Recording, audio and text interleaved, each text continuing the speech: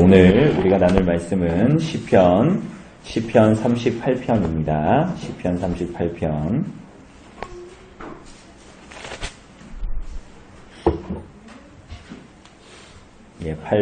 구약성경 830쪽에 있는 시편 38편 말씀입니다. 우리 같이 한번 천천히 읽어보도록 하겠습니다. 시작. 여호와여, 주의 노하심으로 나를 책망하지 마시고 주의 분노하심으로 나를 징계하지 마소서. 주의 화살이 나를 찌르고 주의 손이 나를 심히 누르시나이다. 주의 진노로 말미암아 내 살에 성한 곳이 없사오며 나의 죄로 말미암아 내 뼈에 평안함이 없나이다. 내 죄악이 내 머리에 넘쳐서 무거운 짐 같으니 내가 감당할 수 없나이다. 내 상처가 썩어 악취가 나오니 내가 우매한 까닭이로소이다. 내가 아프고 심히 구부러졌으며 종일토록 숨풀 중에 다니나이다.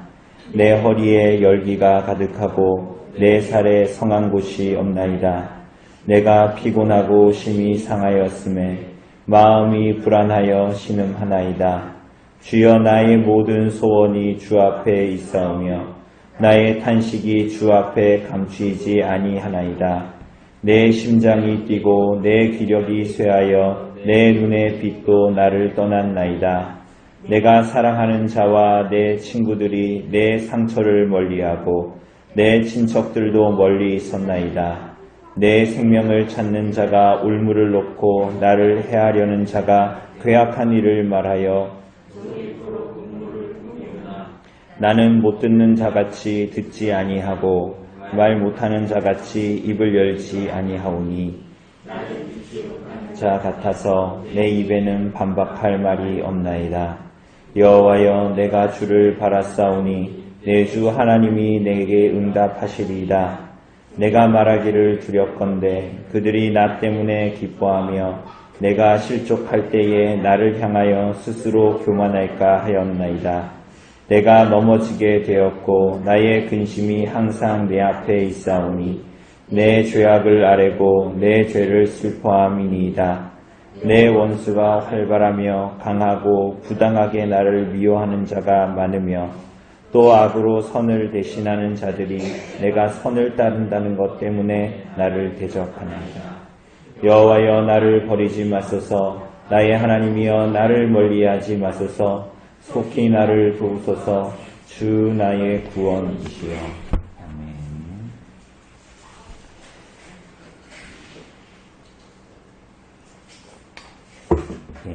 아멘. 오늘 시편 38편, 39편은 다윗의 탄식시입니다. 참 하나님이 우리 교회를 사랑하셔서 참 아픈 분들이 많은데 오늘도 오늘 이 38편의 이 탄식시는 이 시인이 고난 속에서 자신의 죄를 깨닫고 그리고 하나님께 죄 용서와 도움을 구하는 내용입니다. 그런데 여러분, 이 시편에서 시인이 고난을 당하는데 이 고난의 주된 내용이 다름이 아니라 이 병입니다. 병. 그리고 시인은 자기가 자신의 이 병으로 인한 이 고난 당함에 대해서 고백할 때 뭐라고 고백하냐면 이게 죄에서 연유한 것이다 라고 고백합니다. 이 시인은. 그런데 지금 이것은 모든 병이 죄에서 기인했다라는 것을 말하는 것이 아닙니다. 지금 이 시인은 자신이 당하는 이 고난을 자기가 하나님 앞에 돌아볼 때에 자신의 죄에서 연루한 병이고, 그래서 하나님께서 나를 돌이키시기 위해서 하나님께서 나에게 대시는 징계다라고 받아들이는 거예요. 그래서 이제 오늘 본문에 보겠지만 이 사람은 육체적으로 굉장한 고난을 당합니다. 실제로 이 시인은. 그런데 이 시인이 이 당하는 고난은 그냥 육체적인 고난이 아니에요. 그러니까 우리가 보겠지만 이 사람이 고난을 육체적인 병을 당하니까 오늘 보겠지만 주변에 사랑하는 사람들, 내 주변에 있는 사람들이 나를 멀리하기 시작합니다. 이게 멀리한다라고 얘기하지만 또 우리가 그 사람들이 나를 사랑했던 사람들이 나의 고난을 당함을 보고 나를 멀리하고 뿐만이 아니라 그 기회를 타서 나를 평소에 시기하고 나를 안 좋게 생각하던 사람들, 오늘 본문에 보면 악인들이거든요. 이 악인들이 그 사람에게 와서 정죄합니다. 그리고 그것으로 말을 만들어서 그 사람에 대해서 험담을 하기 시작합니다. 그래서 그 악인들은 이 지금 고난당하는 이 성도가 더 곤란함에 빠지게 만들어버립니다. 참 재미있게도 이 악인은 계속해서 그 고난당하는 성도에 대해서 주변에 험담을 하고 그를 정죄하기도 하죠. 계속 말로. 그런데 반대로 놀랍게도 이 성도는, 고난당한 성도는 정작 침묵합니다. 왜 침묵하는가 하면 하나님이 나의 죄 때문에 이 일을 주신 것이다 라는 것에 대해서 그가 스스로 생각하고 하나님 앞에 겸손하려고 하기 때문이에요. 그런데 놀라운 것은 하나님이 그 사람이 죄 때문이고 그 사람이 그 일을 통해서 더 무너져야 된다라고 말하는, 어떻게 보면 정죄한다라는 것은 자기 자신에 대해서는 의롭다고 생각하는 거잖아요. 그 사람을 기뻐하지 아니하십니다. 반대로 오히려 자신이 당하는 그 고난에 대해서 그 악인들의 정죄 혹은 다른 사람들의, 나를 가까이 했던 사람들의 멀리함을 경험하면서 이 의인은 오히려 침묵하고 하나님의 긍휼과 자비를 구합니다. 그런데 하나님은 이 사람을 더 기뻐하십니다. 이해되십니까?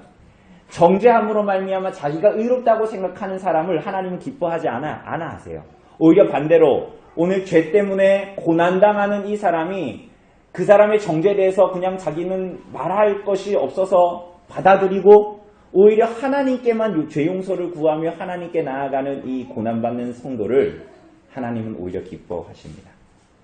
그리고 이 고난받는 성도의 내면 안에서는 오히려 이 모든 일들을 통해서 내가 고난받는 것 때문에 참 나를 사랑했던 사람들, 나랑 가깝다고 생각하는 사람들이 나를 멀리하고 나를 버리고 오히려 악인들이 나를 정죄함으로 말미암아서 이 성도는 고난 중에 있지만 뜻하지 않은 선물을 받게 됩니다. 그게 뭐예요? 인간이 의지할 것이 되지 못한다는 거예요. 하나님만이 나의 도움이시고 하나님만이 나의 참 구원이시다라는 것을 놀랍게도 경험하게 됩니다. 그리고 오늘 이 시편은 특별히 이 성도가 지금 고난받고 이 죄로 인해서 고난받는 이 일 때문에 회개하잖아요. 그러니까 자기의 고난 때문에 회개하게 됩니다. 그런데 오늘 이 본문은 생명 없는 그 회개의 본질이 무엇인가를 잘 보여줍니다. 그러니까 회개는 말로 하는 것이 아니라 혹은 말로 내 죄들을 하나하나 지목하여 말한다라기보다는 오히려 하나님 앞에 상한 마음과 통회하는 심령입니다. 우리가 잘 아는 시편 51편의 말씀처럼 하나님이 구하시는 제사, 하나님이 원하시는 제사가 뭐냐 하면 상한 심령입니다. 죄인의 상한 심령. 그래서 오늘 본문에 나온 이 사람처럼 하나님 앞에 죄의 무게를 인식하고 하나님을 향하는 것. 다르게 얘기하면 우리가 어제 얘기했다시피 그리스도께로 피하고 도망하는 상한 심령을 하나님이 기뻐하신다라는 것입니다.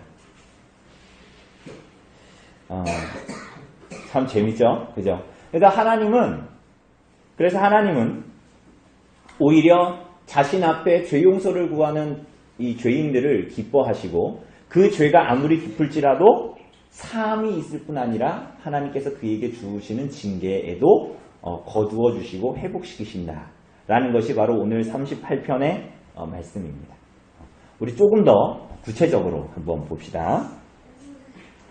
우리가 이 본문을 보면 큰 주제는 결국은 죄 때문에 고난받는 이 병든 사람의 기도입니다. 오늘 이 38편은. 그래서 이 기도는 처음에 1절과 그리고 마지막에 21절, 22절이 기도로 시작하고 기도로 끝나게 되는 것입니다. 결국은 이 사람이 원하는 건 하나님께로부터 징계받는 자신의 이 건강에 대한 회복과 궁극적으로는 하나님과의 화목입니다. 그래서 1절을 보면 1절을 보면 뭐라 그럽니까? 여호와여 주의 노하심으로 나를 책망하지 마시고 주의 분노하심으로 나를 징계하지 마십시오. 그러니까 책망하다라는 말은 벌만이 아니라 말로 바로잡는 것을 이제 말하고요. 그리고 여기서 징계라는 것은 벌로 바로잡지만 교훈도 함께 주는 것입니다. 그러니까 이 시인의 이 말은 뭐냐면 하나님이 내게 주시는 이 고난이 형벌이 아니라 하나님께서 내게 베푸시는 훈육이 되게 해달라는 거예요. 그럼 이걸 다르게 얘기하면 자신이 당하는 이 고난이 그냥 우연치 않게 받게 되는 어떤 어려움이 아니라 뭐라는 거예요? 죄로 인한 것임을 스스로가 인정하고 받아들이는 것입니다. 지금 이 사람이, 이 시인이. 그러니까 이 시인은 지금 나 죄 안 지었는데요 이렇게 말하는 게 아니에요. 자기가 죄인이라는 것을 스스로 받아들이는 것입니다. 그리고 이 고난이 죄로 인한 것임을 인정합니다. 그래서 하나님이 주시는 고난이 어때요? 2절에 보니까 주의 화살, 주의 뭐라 그래요? 손, 주의 화살과 주의 손과 같다라고 말합니다. 특별히 주님이 주시는 이 고난이 화살과 손 같은데 손이 어떻게 한다고요? 나를 심히 누른다라는 것입니다. 그죠? 이 누르신다라는 말은 사실은 다르게 얘기하면 이렇게 뭐 동일한 말일 수도 있는데 그 사람의 존재의 중심을 꿰뚫는다 뭐 이런 뜻입니다. 그러니까 이것은 하나님께서 나에게 주시는 이 징계가 너무 무겁고 고통스럽다. 내 존재의 정중앙을 뚫는 것 같은 고통이다. 이렇게 이제 표현하는 것입니다. 그리고 그 징계의 결과가 이제 3절부터 나타나요. 그가 실제적으로 받는 이 고난, 그게 뭐라 그랬어요? 질병이라 그랬어요. 이 사람이 지금 받는 고난이 병이에요, 병. 병인데 그 결과 3절에서 보는 것처럼 어때요? 주의 진노로 말미암아 내 살에 성한 곳이 없어요. 마치 욕 같죠, 욕. 내 몸에 살에 성한 곳이 없어요. 그리고 내 죄로 말미암아 내 뼈에 평안함이 내 뼈에 평안함이 없다라는 것은 이 뼈는 우리들의 전체 골격을 이루고 있잖아요. 그러니까 이 뼈에 평안함이 없다라는 것이 내 몸의 전신의 내부에 어느 것 하나 제 위치에 있는 것 같지 않은 고통스러움을 얘기하는 거예요. 그러니까 우리가 몸이 오늘 우리 이따가 기도하실 때 홍창조 성도님을 위해서도 기도해 주십시오. 오늘 홍창조 성도님이 뭐라고 하시면 너무 고통스러워서 이게 정말 죽을 것 같다고 그러는 거예요. 마치 우리가 아플 때 그런 통증을 느낄 때가 있잖아요. 근데 이 오늘 시편 기자가 말하는 게 뭐냐면 내 뼈에 평안함이 없다라는 게 내 전신에 위치한 장기들이 제 위치에 있는 게 없는 것 같은 고통을 얘기하는 거예요, 지금. 그러면서 뭐라 그럽니까? 내 죄악이 내 머리에 넘쳐서 그러니까 이 죄로 말미암은 죄로 연유한 고통이 병이 내게 너무나 고난스러운데 그것이 이 죄의 짐의 결과가 너무 무겁다. 내 죄악이 넘친다. 이렇게 얘기합니다. 여기서도 또 한 번 뭐라고 얘기하는 거예요? 이 병에 내가 지금 당하는 이 고난의 이 기저에 있는 것이 나의 죄다. 이렇게 지금 다시 한번 얘기하는 것입니다. 그러면서 5절에서 11절까지 구체적으로 자신의 질병을 하나님 앞에 이제 토로하고 도울 수 있는 분은 하나님밖에 없다라고 얘기합니다. 여러분 뭐라 그래요? 내 죄악이 5절에 보면 내 상처가 썩어서 악취가 나온다. 악취가 나온다. 불쾌한 상처에서 불쾌한 냄새가 난다라는 거예요. 그죠? 그리고 이 자신이 이것은 무엇 때문이다? 하나님 앞에 지은 죄. 내가 우매한 까닭이로소이다. 이게 무슨 얘기냐면 이게 다시 한번 하나님 앞에 지은 죄의 우매함 때문에 내가 이렇게 고통하는구나. 이게 계속 병과 이 죄를 이게 따로따로 있는 것이 아니라 뒤섞여서 하나님 앞에 계속 고백하고 있는 거예요. 시편 기자가. 그죠? 그러니까 우리가 이거는 어렵지 않아요. 우리가 당하는 이 질병 가운데서 우리들의 이 복잡다단한 마음을 그대로 보여주는 것입니다. 그죠? 그러면서 뭐라고 얘기합니까? 내가 아프고 심히 구부러졌다. 이게 무슨 얘기냐면 고통 때문에 경련이 일어나고 내가 바닥에 구부러지고 쓰러지는 약간 이런 표현입니다. 그죠? 그리고 그래서 내 안에는 슬픔만이 있고 안식은 없다. 당연하죠.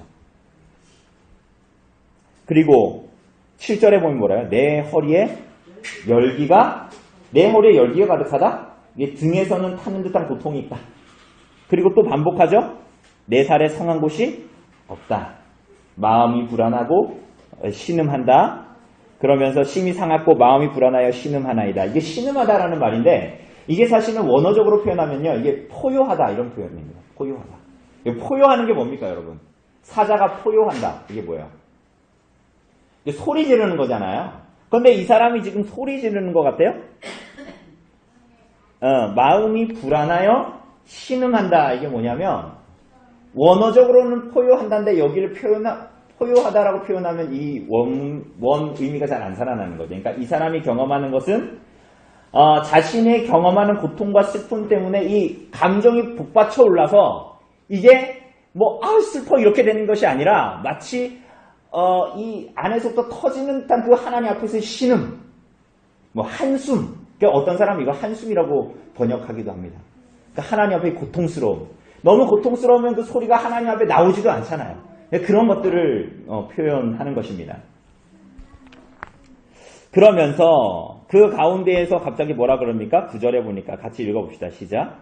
주여 나의 모든 소원이 주 앞에 있사오며 나의 탄식이 주 앞에 감추이지 아니하나이다. 그러면서도 그 가운데에서도 나를 정말 회복할 수 있는 분이 하나님밖에 없고 하나님과의 그러니까 이 모든 나의 이 몸의 회복과 그리고 근원적으로는 죄로 말미암은 하나님과의 불화를 다시 화목하게 만드실 분은 하나님밖에 없다.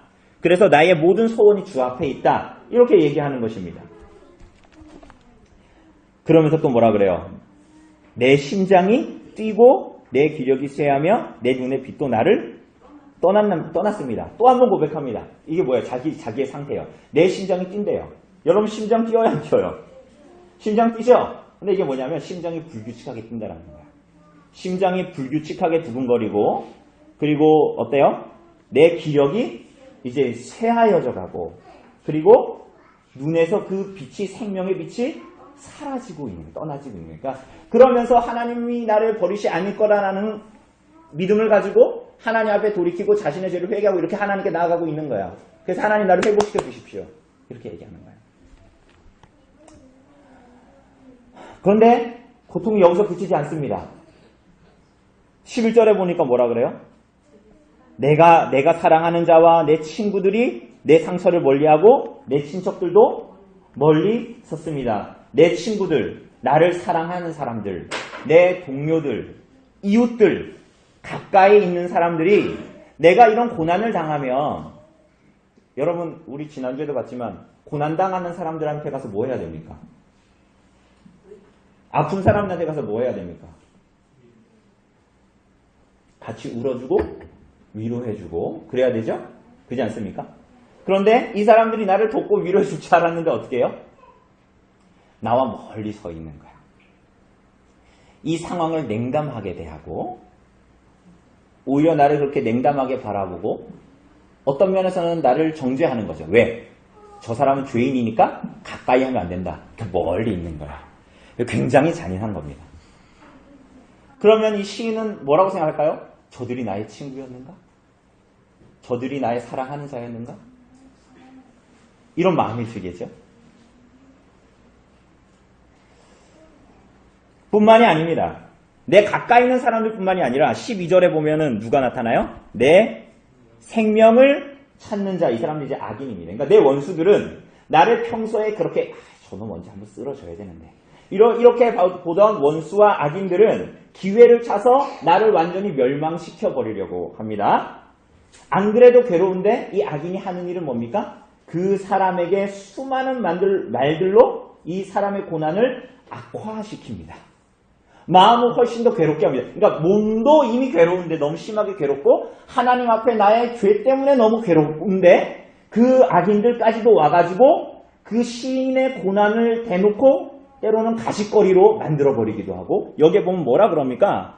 괴악한 일을 말한다 이렇게 얘기하잖아요. 그러니까 그 사람이 고난당하는 것에 아픈 것에 대해서 슬퍼하고 위로해주고 물론 이 악인들은 그렇게 하지 않겠지만 그렇게 하지 않고 오히려 그것들을 가십거리로 만들고 그 사람을 오히려 정죄하는 방식으로 말하고 이러는 거예요. 말을 막 합니다. 그런데 재미있는 게 13절, 14절을 보면 오히려 그들의 수다와는 대조적으로 시인은 뭐예요? 시인은 뭐합니까? 입을 열지 않아요. 그죠? 오히려 그것을 받아들입니다. 자, 이게 왜 이렇게 될까요? 이게 참 아이러니하잖아요. 이건 뭐냐면 자신의 죄가 이것을 초래했다라는 것을 상한 심령으로 받아들이는 거예요. 스스로는.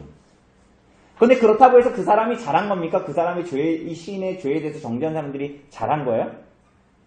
잘한 겁니까? 잘한 게 아니에요. 그죠? 그 사람들은 그렇게 했으면 안 돼요. 그런데 이 시인은 반대로 이 사람들이 나를 향해서 말하는 것에 대해서 오히려 침묵하고 오히려 침묵으로 받아들이고 하나님 앞에 상한 심령으로 나아갑니다. 그리고 스스로 반박할 말이 없다라고 스스로 생각합니다. 그래서 그들의 악의적인 말에 나도 같이 비난하지 않기로 하고 오히려 그들을 하나님의 손에 맡깁니다. 이거 굉장히 무서운 겁니다, 사실은. 그들이 악을 행했을 때 악으로 행하면 그건 사실 무섭지 않은 거예요. 그런데 그들이 악을 행하는데 내가 오히려 그들에게 악으로 갚지 않고 그냥 그래요. 받아들이는 건 굉장히 무서운 거예요. 그런데 아이러니하게 하나님은 그 정죄하여 자기가 마치 의인과 같이 나서는 자를 기뻐하지 않으시고 오히려 하나님 앞에 자신의 죄를 토로하고 하나님과 사람 앞에 내가 말할 바가 없는 사람이라는 것을 받아들이는 사람을 놀랍게도 기뻐하십니다. 자, 하나님께 맡깁니다. 그래서 15절에 보면 뭐라고 그럽니까? 여호와여 이렇게 말하죠. 근데 이게 원문에는 그러나 이렇게 시작합니다.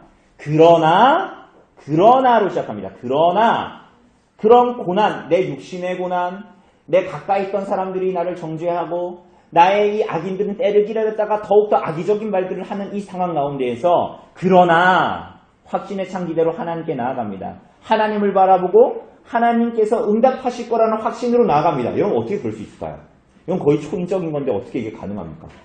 그죠? 왜 그러냐?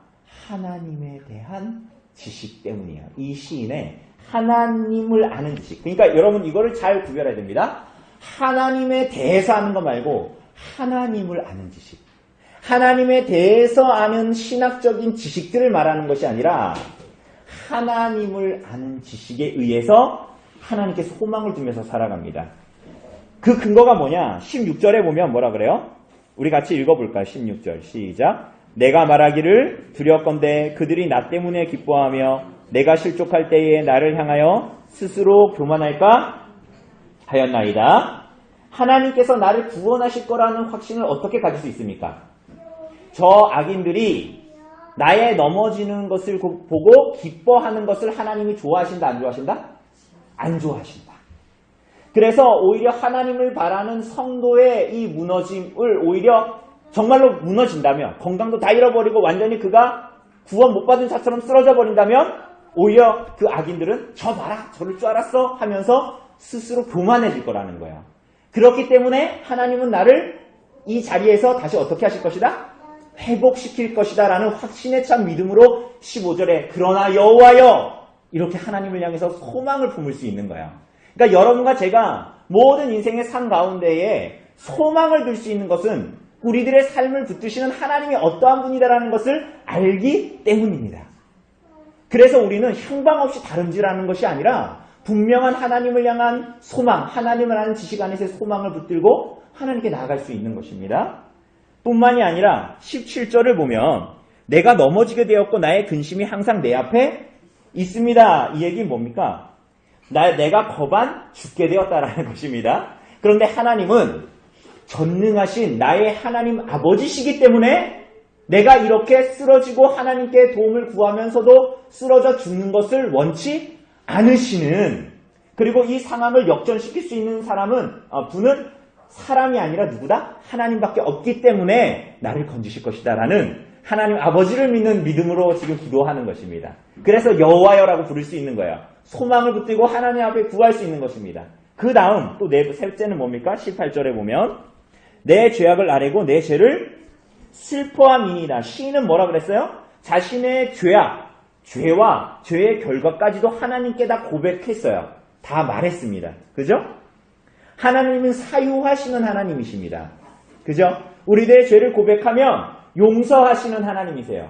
우리들의 죄를 고백하고 나의 어떠한 죄라도 하나님께 고백하고 그리스도의 십자가로 도피하고 도망하는 자를 용서하고 받아주시는 분이십니다. 여러분, 그런데 반대로 이렇게 하나님께 죄를 구하지 않는, 죄의 용서를 구하지 않는, 다르게 얘기하면 이 죄의 결과는 뭐예요? 기본적으로 에덴 동산에서 아담을 보면 죄인은 어때요? 죄책감으로 인해서 하나님 앞에 나아가는 것을 어떻게 해요? 두려워해요. 그래서 아담과 하와가 죄를 짓고 어떻게 했어요? 하나님이 에덴 동산에 오셨을 때 숨었습니다. 이게 죄인의 본성입니다. 그런데 오늘 이 시인은 어떻게 해요? 하나님이 나를 사유해 주시고 회복시키실 것을 알고 하나님께 구하기 때문에 그러나 여호와여라고 소망을 두고 하나님께서 하나님을 부를 수 있는 거예요. 그죠? 마지막 넷째로 19절을 보면 뭡니까? 내 원수가 활발하며 강하고 부당하게 나를 미워하는 자가 많다. 이게 무슨 얘기입니까? 그러니까 성도는 죽어가는데 이 악을 해가는 사람들은 막 건강하고 활발한 것 같고 건강하고 죽지도 않고 오래 산단 말이죠. 그런데 하나님이 악인들이 시인을 부당하게 취급하는 거, 여기 보니까 선을 악으로 갚는 것을 허용하지 않으실 거다. 부당하게 나를 미워하는 자가 많다. 그러니까 거짓되게 나를 고발하고 미워하는 자들, 그죠? 그들에 대해서 하나님께서 기뻐하지 않으시기 때문에 반드시 회복시켜 주실 것이다 라고 말합니다. 자, 그렇다면 나머지 3절에서 말하는 것은 뭐냐면, 그러면 왜 악인들이 왜 이유 없이 그 성도를 괴롭게 하는가? 왜 이 악인들은 성도들의 원수요 대적자인가? 반대하거나 이게 성도가 원래 안 아팠을 때는 원수들에게 막 해코지하거나 그랬다는 게 아니잖아요. 그런데 왜 이 사람들은 이 성도를 괴롭힐까요? 20절을 보면 뭐라 그래요? 같이 읽겠습니다. 시작. 또 악으로 선을 대신하는 자들이 내가 선을 따른다는 것 때문에 나를 대적합니다. 그러니까 이 사람들이 이 성도를 괴롭히는 이유가 뭐예요? 성도가 선을 따르는 것 때문에 그 사람을 대적합니다. 이상하죠? 성도가 하나님의 말씀을 따르고 하나님을 따르고 하나님께서 보이시는 선을 따르는 것 때문에 싫어해요. 악을 선으로 갚는 것에 대해서 시기하고 싫어합니다. 참 이상하죠. 그러니까 하나님을 잘 따르는 것 때문에 그게 시기가 나는 거야. 그래서 그 사람이 잘못되는 것에 대해서 더 험담하기 시작하는 거, 오히려 그때를 기회 삼아서 그 사람을 더 무너뜨리려고 하는 거예요. 그런데 이 시인은 어떻게 해요? 이 성도는 이런 원수와의 충돌 가운데에서도 선을 추구합니다. 그죠? 근데 이것은 하나님의 선을 완전히 성취할 수 있다라는 말이 아니라 그러지 못함에도 불구하고 하나님께서 보이시는 길로 몸부림치면서 하나님의 말씀에 순종하고자 한다라는 거야. 근데 악인들은 그거 싫어한다라는 거야. 그죠? 그러니까 어떤 면으로 보면 악인들은 되게 참 마음엔 그렇지도 않으면서 참 저렇게 외식적으로 살려고 저렇게 하냐. 그러니까 약간 그런 뉘앙스로 보는 거예요. 그러면서 오히려 언제 쓰러지나를 계속 보는 거예요. 마치 이 욥의 아내처럼 하나님을 차라리 저주하고 죽으라. 마치 이런 거와 비슷한 것이죠. 특별히 여기서 내가 선을 따른다는 것 때문에 나를 대적하나이다 라고 말하죠. 근데 여기서 대적한다라는 이 단어가 우리가 전에도 열왕기를 볼 때도 봤지만 이게 사단이라는 단어입니다. 그래서 사단이 대적자라는 뜻이잖아요. 대적자라는 그 사단이라는 말 자체가 대적자라는 이 의미를 가지고 있습니다. 그래서 죄를 지어 병을 자초했을지도 모르는 성도를 더욱 괴롭게 합니다. 그래서 그가 고통받는 것에 대해서 나오지 못하는 것을 기뻐합니다. 자, 그래서 어떻게 합니까? 마지막에 우리 21절, 22절 한번 같이 읽어보죠. 시작. 여호와여 나를 버리지 마소서, 나의 하나님이여 나를 멀리하지 마소서. 속히 나를 도우소서 주 나의 구원이시여 라고 말합니다.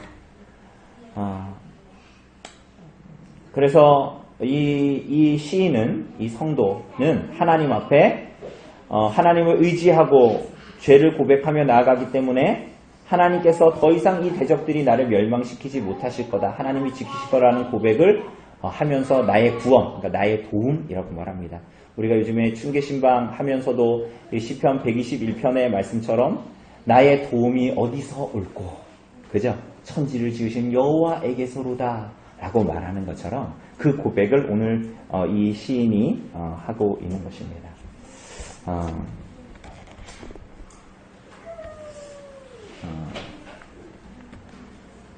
여러분, 우리가 이 시편을 읽으면서 참 성도에게 주신 기쁨이 무언가를 잘 여러분 고민해 봐야 됩니다.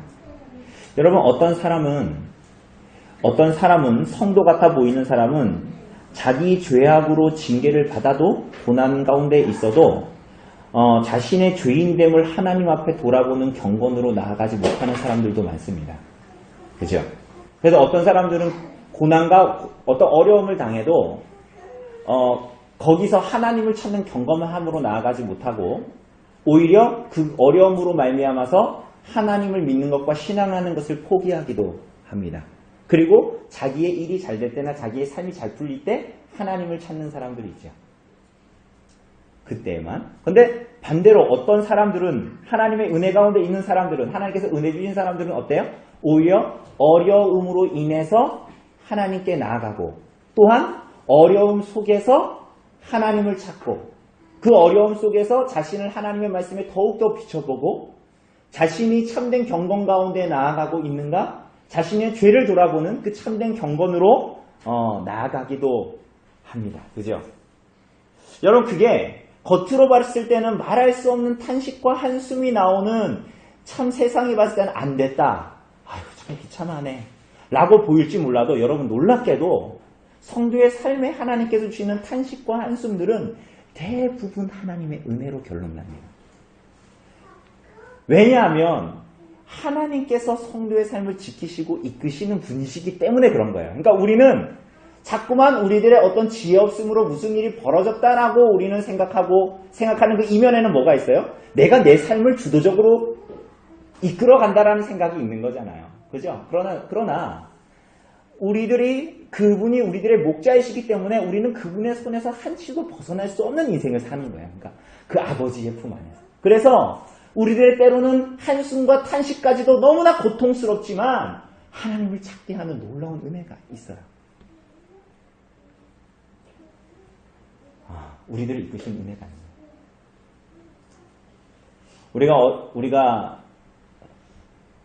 우리 이번에 춘계 신방할 때도 우리 궁집사님, 이영수 집사님하고 이야기를 나누면서도 이영수 집사님이 말씀을 나누면서 막 신방하는데 이렇게 눈물을 흘리시는 거예요. 왜냐하면 귀가 잘 안 들리는 것 때문에 너무 하나님을 알고 싶고 말씀을 알고 싶은데 내 이 장애 때문에 너무나 그렇게 하지 못하는 것이 너무나 고통스럽고 하나님을 갈망하는 마음이 너무 많이 있는데 너무 답답한 거예요.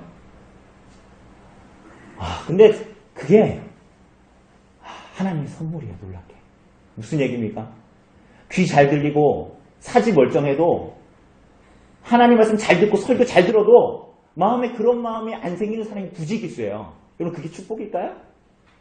오히려 하나님 말씀을 잘 못 듣고 너무나 부분적으로 듣는데 하나님을 향한 갈망이 마음에서 사그라지지가 않는 거예요. 여러분, 그게 축복이에요. 여러분, 그게 놀라운 축복이에요. 우리들의 인생이 이 7, 80년의 인생으로 끝나는 것이 아니라 그 안에서 탄식하고 한숨을 쉬지만 그 안에 하나님을 향한 갈망이 사라지지 않는다면 여러분, 그것이 놀라운 축복입니다. 그죠? 손 하나가 없어도 발 하나가 없어도 눈 하나가 없어도 그 하나님을 향한 갈망으로 살아갈 수 있다면 뭐 어떻습니까?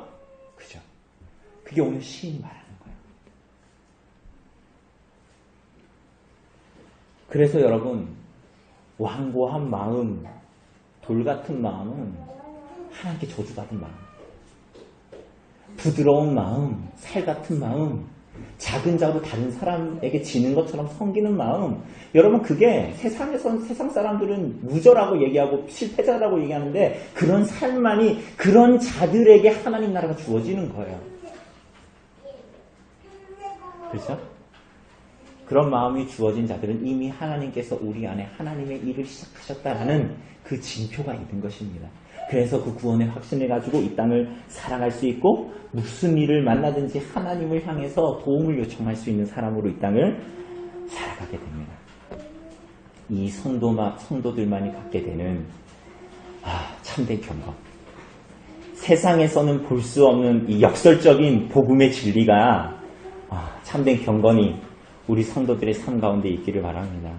이 세상 사람들은 잘 돼야 하나님이 축복하시는 거라고 말하지만 여러분 성경의 진리는 그렇게 절대로 말하지 않아요.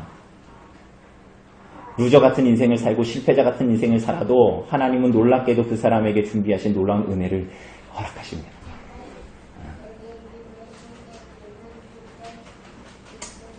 그래서 우리 성도들의 삶 가운데 하나님만을 바라고 도우심만을 구하고 다른 도움을 다른 것이 아니라 하나님에게서만 찾는 그 귀한 마음들이 우리 성도들 가운데 있기를 바랍니다.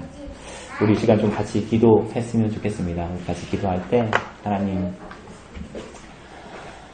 나의 인생의 그 모든 것을 통하여서 하나님을 찾을 수 있도록 하나님 도와주십시오.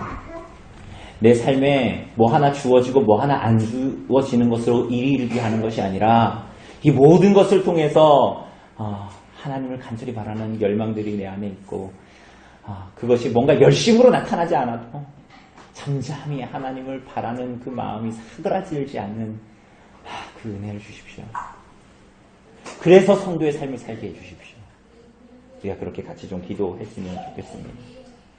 우리가 같이 기도할 때 우리 또 예배를 위해서도 같이 기도해 주십시오. 참 우리들이 함께 모여서 하나님의 백성들이 함께 모여서 하나님께 예배드리며 나아가는 것이 무엇과도 바꿀 수 없이 소중한데 하나님이 가운데 하나님께 모두 다 하나님께 영광을 돌리고 하나님의 은혜를 경험하는 그 은혜를 주시도록 무엇보다도 우리들의 심령 가운데에 하나님의 말씀으로 나아가는 참 그 부흥이 우리 안에 있게 해달라고 같이 기도합시다.